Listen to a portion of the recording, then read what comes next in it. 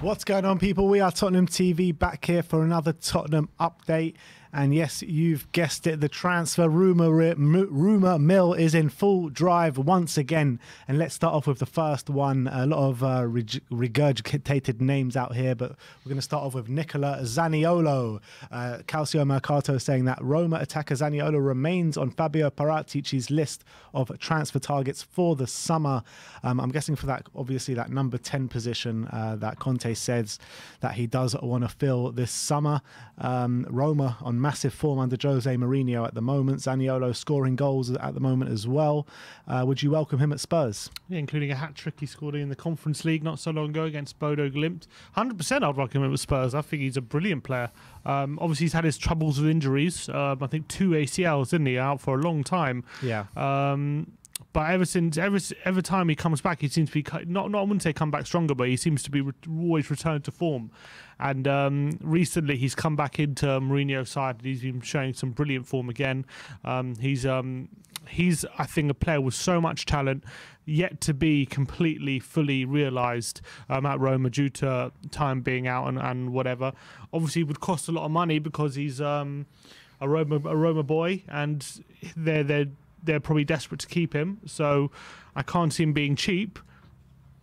Maybe the injuries make him a bit cheaper, but I think he's a fantastic player, and I think Conte, he's a bit versatile as well. He can be a bit more deeper, he can be a bit further up, he can be on the wing. So 100% I would welcome him. I think he'd be a massive talent through the door. Whether he would fit in the Premier League, that would be a bit of a question mark, because obviously he does very well in Serie A, but obviously there's always going to be a question mark how he can adapt. He seems to be a bit of a player who, he's a bit of a flair player, you know, very good at dribbling and things like that. He's a bit of a powerful runner as well, but he's not, wouldn't say, a physical player. So whether he could adapt to the physicality of the Premier League, that would be a question mark. But if they've done their scouting and they believe, you know, he's one that they want, 100% I'll welcome him. With Roma only signing him back in 2019 for 4 million, I think it was. His current market value, according to Transfer Market's 29.7 million. He had his highest transfer market at nearly 50 million, just below 50 million. How much do you think would kind of persuade Roma to part ways with him? Well, the form he's showing, you're probably... It's difficult because of those 2 injuries. There's always going to be a big question mark. He was out for a while, wasn't he? Mm-hmm. So it depends on the medical and everything and the risk assessment. But you must be looking at least 45, 50 million, I would assume. You would think so, wouldn't you? How many? A player his age as well, 22 years old. You know, he's got time ahead of him. I'm sure he's on a long contract. You have to think about that much, yeah. Mm. All right, well, that's Zaniolo. Let me know in the comment section below if you would like to bring him through the door. Let's move on. Let's talk about Philip Kostic now, as Florian Plettenberg, who's a journalist for Sky Sports Germany and also Transfer Market as well. He says Frankfurt would sell Kostic this summer for around 15 million euros. Obviously, he's having a brilliant season, has had a few seasons now with Frankfurt. Left wing back, produces very regularly goals and assists for them. Last season, got 19 goal contributions in 30 games, which is astonishing from the left wing back position. He had his amazing night at the Nou Camp, didn't he, last week? Got a brace. So, I mean, he's one who I would absolutely love to bring in. He seems like as well a player definitely in the Antonio Conte mould as well.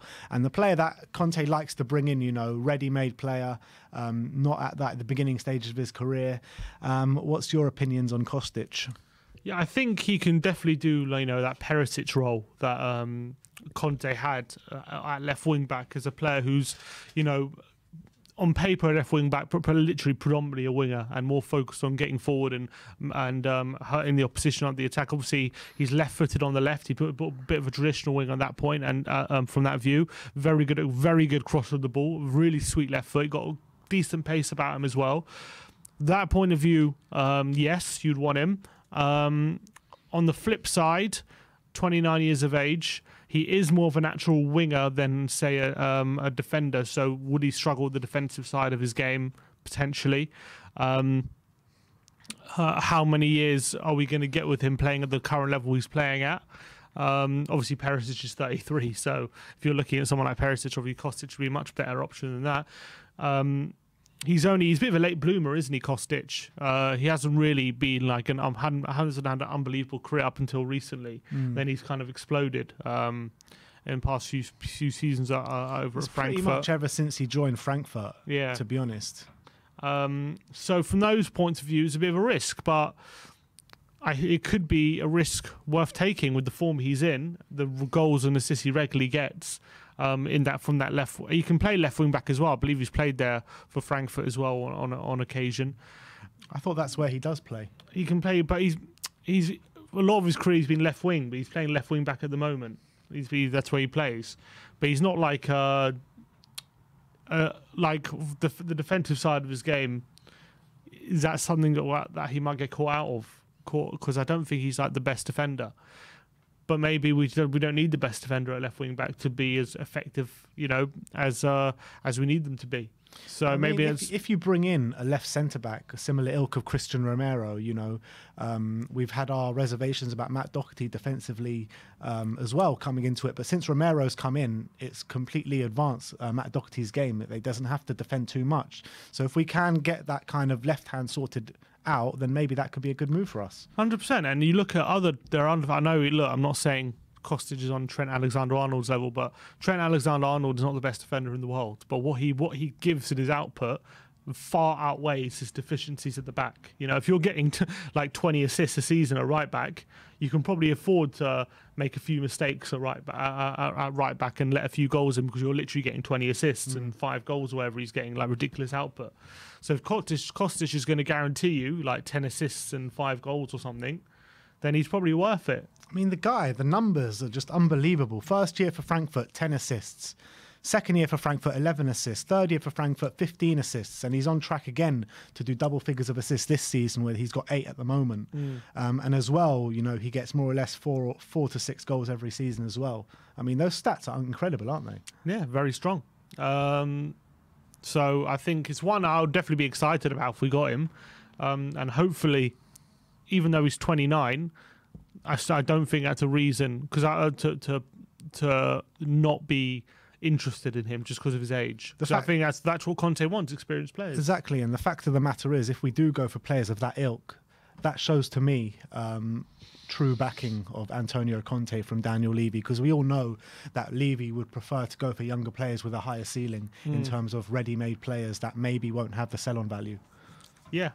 And if you imagine you add that kind of quality to the attack, from the left, then all of a sudden you have so many more avenues you can attack down, and it makes us a lot more unpredictable. Because right now, especially with Doherty being out, it's like teams are like, just let them have it on the wing. They're not going to do anything, and we need to change that. Yeah, absolutely.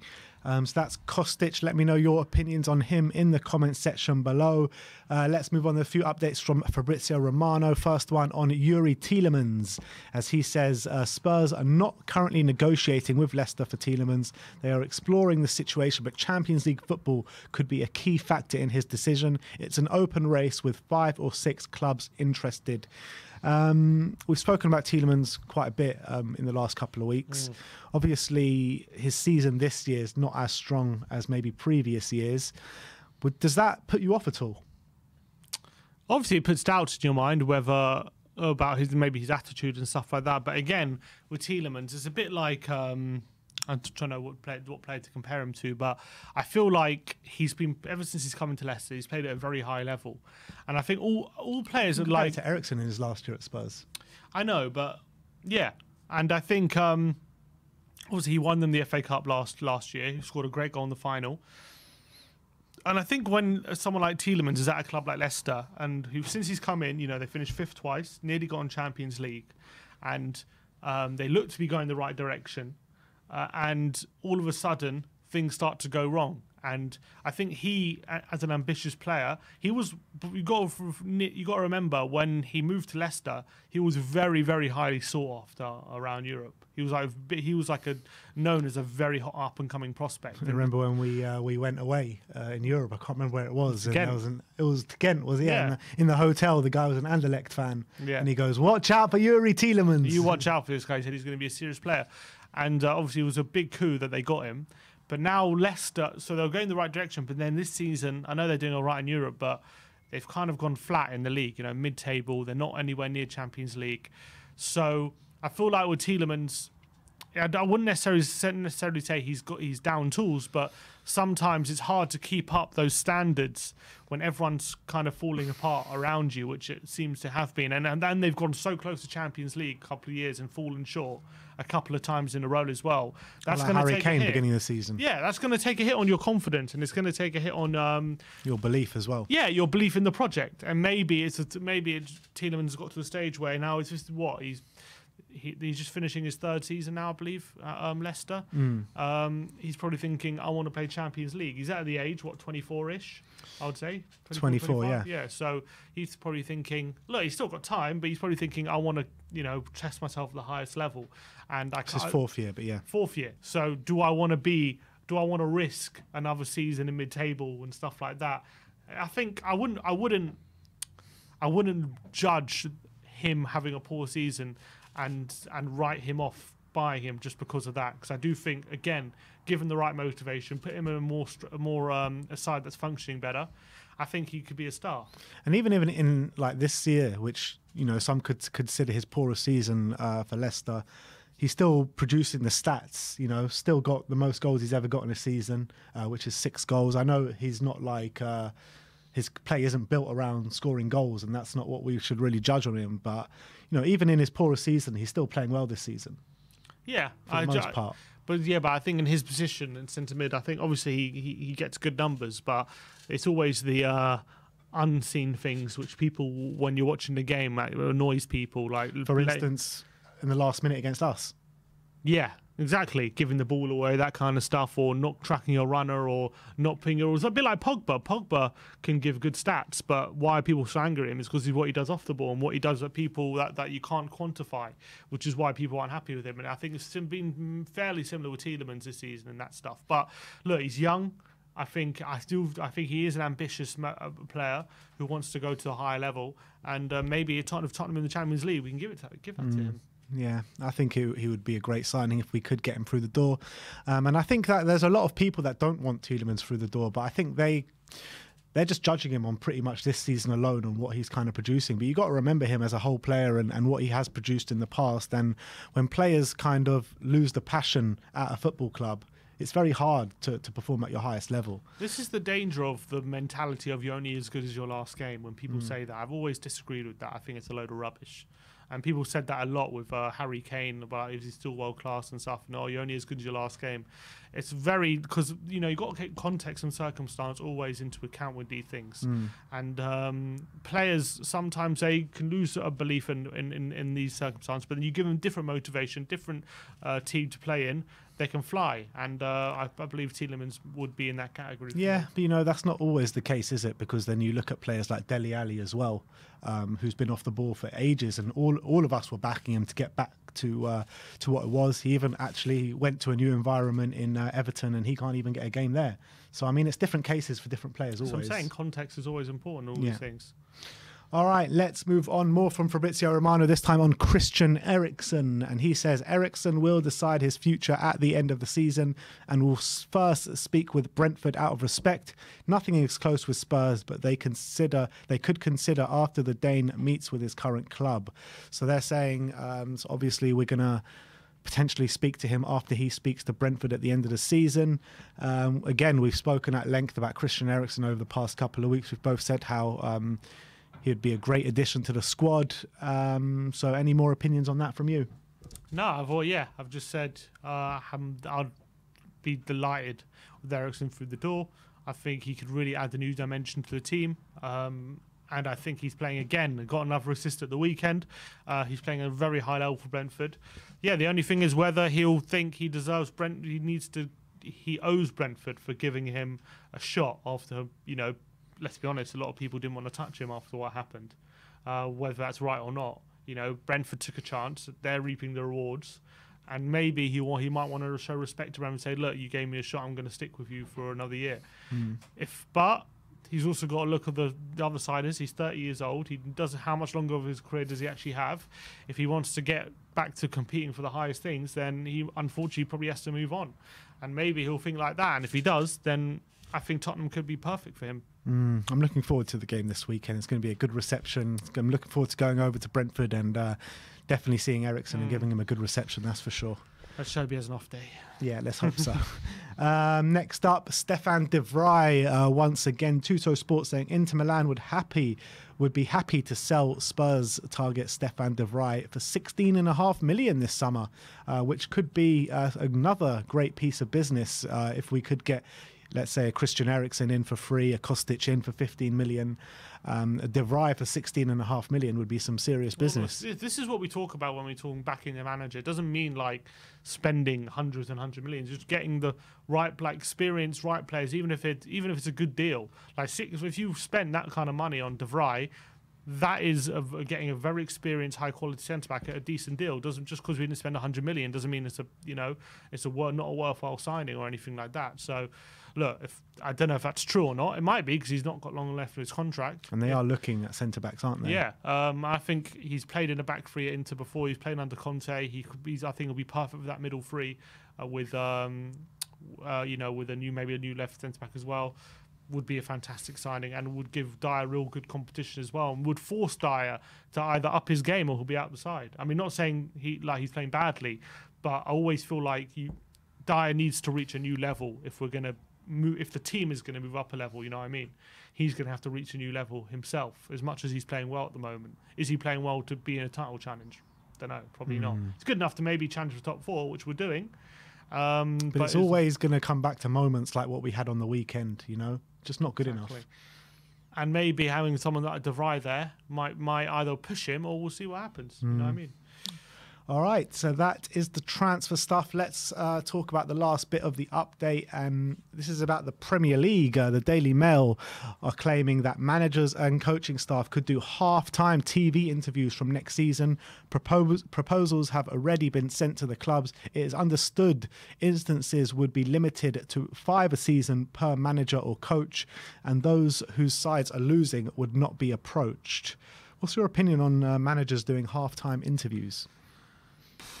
I mean, look, as a fan and as someone who consumes football media and watches press conferences and all this kind of stuff and tries to infer things and make judgments on what managers are saying, I'd obviously watch them and I'd like them and I'd be interested to hear what's being said at half time. But as a manager, you only have 15 minutes at half time, unless they're going to extend the half-time break. I read somewhere that it's not going to be every game. It's going to be like, that's what I said. Yeah, 5 limited to 5 a season. Yeah, so from that point of view, it's not like and only winning managers, not losing managers. Really? Yeah. Weird, but from as a manager, I wouldn't be in favour of it. I really wouldn't be in favour of it because I want to spend that time with my players. I don't want to spend any more time that I don't need to off doing an interview at half time. What can be.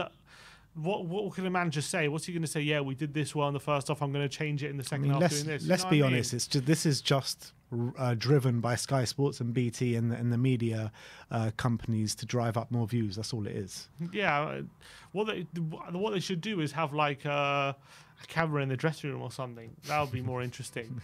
Like, what's the point of having a? I mean, I get it. They'll want more views. They probably want, because maybe at half time they struggle with things to talk about, especially if it's like 0-0 or something. But I would enjoy it, but I don't think I'd be in favour of it as a manager. Yeah, unless you're going to extend half time. Yeah, I mean, I'd be in favour of extending half time, more time for drinking. But I think that if you're looking at it from the manager's perspective, I think it's a bit of a waste of time. If you're looking at it from the consumer's perspective, it's probably some added value. Especially if you're winning at half time, the only thing that can happen is negative by doing this media interview. You know what I mean? Either you look arrogant for winning, or it's like, or you look like a fool because you've given up the game because you've lost it now after. You know what I mean? So only bad things can happen at half time if you're, as a manager, winning, unless you're just like going to say like no comment or something. You know what I mean? Do you think that if this does get accepted, and let's say a manager that's winning does a halftime interview, do you think like the away dressing room or the other team and the other manager are watching the interview as they're doing to see if they can find any ways, any chinks in the armour? I don't know about the whole dressing room, but I reckon someone will be for sure. Someone from the other dressing room will be watching it and seeing. Just trying to learn as much as they can from whatever's being said, because you've got to take any advantage you can, even if it's something is to slip up or whatever, anything tactical they kind of give away or anything like that. You've got to try and take any advantage that you can in this league, and when results are a lot of the times on a knife edge, that's all you can do. So.